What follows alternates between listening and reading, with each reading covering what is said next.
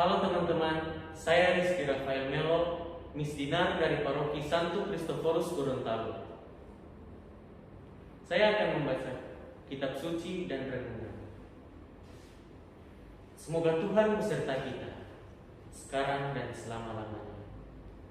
Inilah Injil Tuhan kita Yesus Kristus menurut Santo Lukas. Dimuliakanlah Tuhan.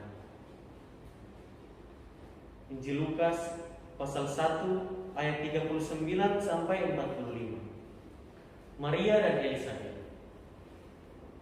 Beberapa waktu kemudian berangkatlah Maria dan langsung berjalan ke pegunungan menuju sebuah kota di Yehuda. Di situ ia masuk ke rumah Zakaria dan memberi salam kepada Elisabet. Dan ketika Elisabet mendengar salam Maria, melonjaklah anak yang di dalam rahimnya, dan Elisabet pun penuh dengan Roh Kudus, lalu berseru dengan suara nyaring, "Diberkatilah engkau di antara semua perempuan, dan diberkatilah buah rahimmu. Siapakah aku ini, sampai ibu Tuhanku datang mengunjungi aku? Sebab sesungguhnya ketika salammu sampai kepada telingaku, anak yang di dalam rahimku melonjak kegirangku. Dan berbahagialah ia yang telah percaya, sebab apa yang dikatakan kepadanya dari Tuhan akan terlaksana." Demikianlah sabda Tuhan. Terpujilah Kristus.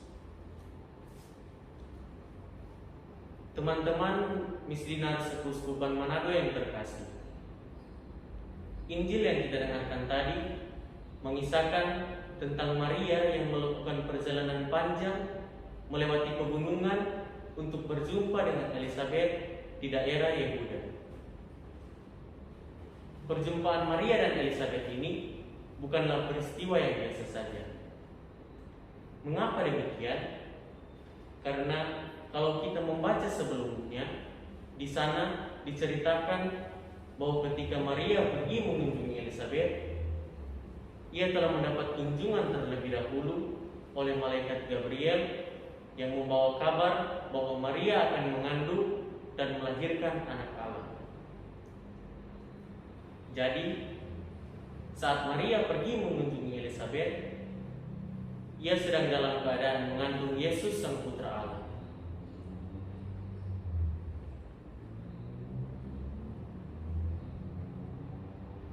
Karena itu dapat dikatakan bahwa kunjungan Maria adalah kunjungan rohani. Karena Maria pergi berkunjung pada Elisabet sambil membawa Tuhan Yesus di dalam kandungannya.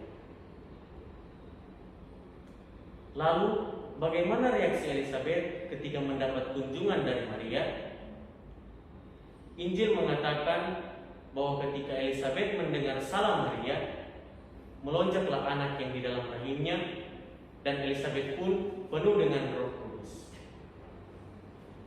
Lalu Elisabet berseru dengan suara nyaring, "Diberkatilah engkau di antara semua perempuan, dan diberkatilah buah rahimmu." Kata-kata Elisabet ini mengingatkan saya akan kalimat yang di dalam doa salam Maria yang sering kita ucapkan. "Terpujilah engkau di antara wanita, dan terpujilah buah tubuhmu, Yesus." Teman-teman terkasih, saya bisa membayangkan betapa bahagianya Elisabet ketika mendapat kunjungan dari Maria. Bagi saya, ini menjadi kunjungan rohani yang membawa sukacita yang luar biasa. Apa yang luar biasa di sini? Ada 3 sukacita yang dialami oleh Elisabet ketika mendapat kunjungan dari Maria. Yang pertama, Elisabet dikunjungi oleh Tuhan yang di dalam kandungan Maria. Kedua,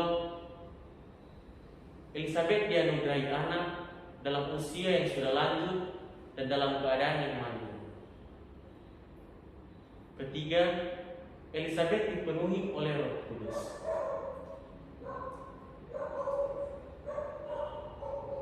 tetapi itu semua tidak membuat Elizabeth takabur. Kegembiraan dan sukacita yang ia alami tidak membuat ia lupa diri. Justru dia dengan tulus memuji Maria sebagai ia yang diberkati di antara semua perempuan. Dia dengan tulus dan jujur mengakui bahwa Maria sebagai ibu Tuhan. Bahkan ia menganggap diri kecil dan tak berarti apa-apa dengan mengatakan, "Siapakah aku ini sampai ibu Tuhanku datang mengunjungi aku?" Teman-teman terkasih, dari Maria kita belajar untuk taat pada Tuhan dan membawa Tuhan selalu dalam diri dan hidup kita. Bahkan seperti Maria, kita membawa Tuhan untuk berjumpa dengan orang-orang lain yang ada di sekitar kita. Namun, kalau sekarang di masa pandemi COVID-19 ini, kita membatasi diri kita untuk tidak berjumpa dengan orang lain.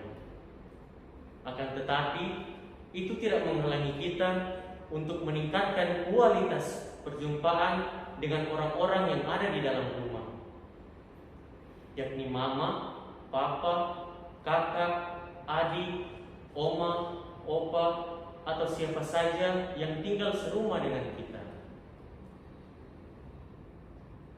Tak bisa disangkal bahwa sering terjadi orang yang ada di tempat jauh merasa dekat, sedangkan orang yang ada di dekat merasa jauh. Kita sibuk berkomunikasi secara akrab dengan orang-orang di luar sana, tetapi kita jarang berkomunikasi dengan orang-orang yang ada di dalam rumah. Tentu kita tidak bisa seperti Maria rela mengorbankan waktu dan tenaga untuk berjumpa dengan Elizabeth. Akan tetapi, kita bisa memanfaatkan kesempatan yang ada untuk berjumpa dan bertatap muka dengan orang-orang yang ada di dalam rumah, mengalami relasi yang akrab, diwarnai sukacita dan kegembiraan, sama seperti yang dialami oleh Elizabeth ketika dikunjungi oleh Maria. Teman-teman sekalian, dari Elizabeth kita belajar bahwa bagi Tuhan tidak ada yang mustahil.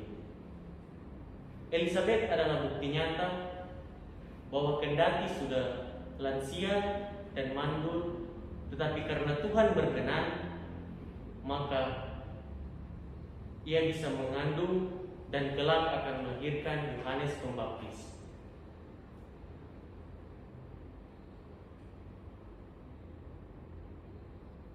Kita belajar pula dari Elizabeth untuk mengalami sukacita dalam keadaan apapun sambil memuji Tuhan, Sang Penyelenggara kehidupan, dan bukannya menggerutu atau meratapi kemalangan, menyesali keadaan diri, dan lain sebagainya.